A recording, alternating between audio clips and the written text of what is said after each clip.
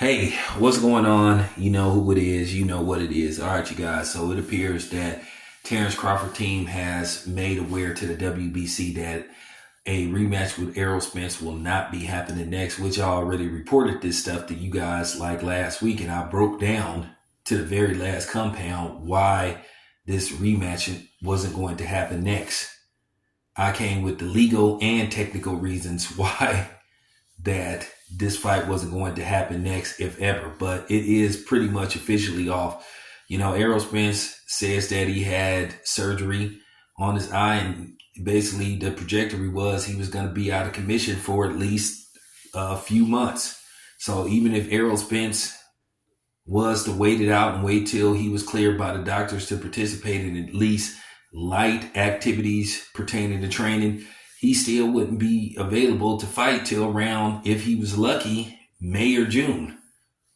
So with that being said, it appears that Terence Crawford is looking for a replacement opponent.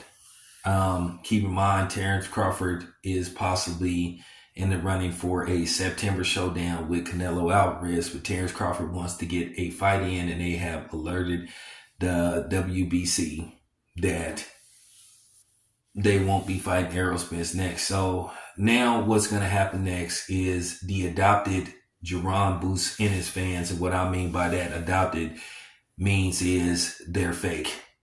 They're just the dude now. They're rallying behind, seeking payback on behalf of Errol Spence. They're not really Jerron Boots Ennis fans. They're aligning themselves with them, hoping that he can set up a fight with Terence Crawford and win as get back and revenge for him beating the living shit out of Errol Spence. And that's all it comes down to.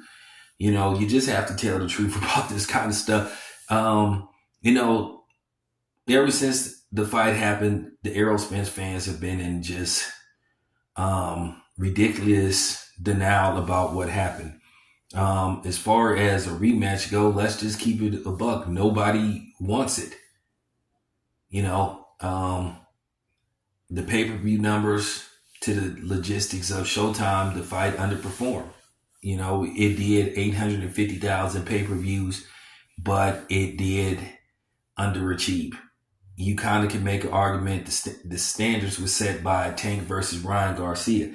I think if the fight had did over 1 million pay-per-views and it had been a competitive fight, I think it had two things going against them. It didn't perform well, and then it was a one-sided domination ass whooping via Terence Crawford inflicted on Errol Spence. Now, you know, since the fight has happened, the Errol Spence fans have been making excuse after excuse why Errol Spence lost this fight, except for the fact that Terence Crawford was the better fighter, you know. But nevertheless, they can continue to make their excuses. But at the end of the day, we all know why they all of a sudden have rallied behind Jerron Boots Ennis. Most of them. You know, if Jerron Boots Ennis had the ginormous fan base that these Errol Spence apologists are trying to make it out to be, he would be fighting and headlining full-fledged 16 to 20,000 seat arenas. Not fighting in conference rooms and small venues at capacity that holds around 6,000 or 7,000 people. So, you know, I'm just keeping it a buck. You know, so, you know, with that being said, it's just not an interest for it. And you just got to keep it a buck. Once again, as the saying goes, who's going to pay for this fight? What would be the trajectory? A Errol Spence Terence Crawford rematch would do worse than the first. The Errol Spence fanboys can keep making excuses about weight and jogs and water and broken ribs and, you know, all this kind of stuff.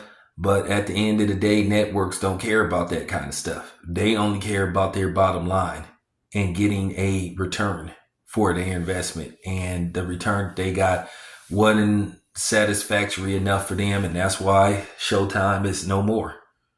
So there you have it. This your boy Town Biz. I'm out.